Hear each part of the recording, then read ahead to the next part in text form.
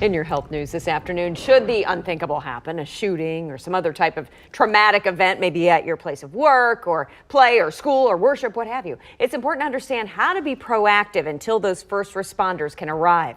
So today, Jason Martin with HCA Midwest Health Injury Prevention and Trauma Education is here to talk about this Stop the Bleed program. So thank you for coming by and bringing us some of the props that you bring to your classes with you. What is this Stop the Bleed program all about? Great question. So this program is actually 3 years old this month, and it was a national campaign. The overall goal is to educate the bystander, the layperson, in case there is a man-made or natural disaster, what to do if they see uncontrolled bleeding. Well, and you worry about things like, you know, the Las Vegas shooting, let's say, when, yes, first responders may be there, but there's not enough of them. Absolutely. We just need all hands on deck kind of thing. It's not only that, but it also could be 3, 5, 10, or even 15 minutes, depending on where you may live, for those first responders to get there. Good point. And you can lose a lot of blood in a very short time frame. Run us through the main steps here.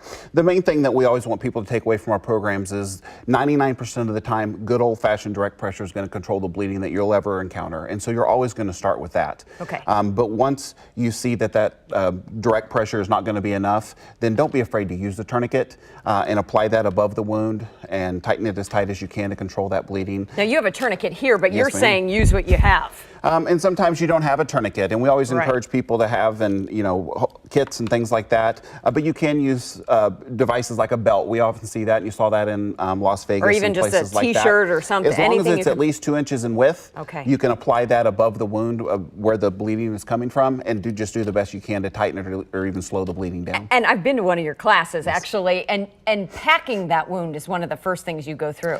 Yes, right? there's just certain parts of the body where we can't apply a tourniquet, and if you do have a wound that's essentially a hole, then we encourage people to actually take anything that they may have, the cleanest thing they have, and actually shove that down into the hole. Yeah. And that's very difficult for a lot of people. This is a scary prop that you It bring is. in, and I'm sure classes sometimes kind of give you a strange look. It can be very overwhelming, but what we saw in cases like Las Vegas, that people were taking, sheets off tables and rips of clothing, and they were stuffing it into those wounds and to it try works. to control it. And it Saves does work. lives. Absolutely. I want to know how you are getting out in the community and how that's going for you. We're fortunate to be a very large system, and our partners with EMS, and we're working very closely to go to the schools, the places of worship, and we've been very well received.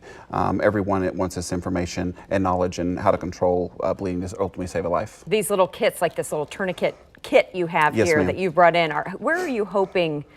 Who do you want to have these? We want these to be very accessible, just like we saw with the CPRs and the AEDs of the 2000s. That common. Okay. Absolutely. So we want them in anywhere where there's a large amount of people. We like them in schools and businesses.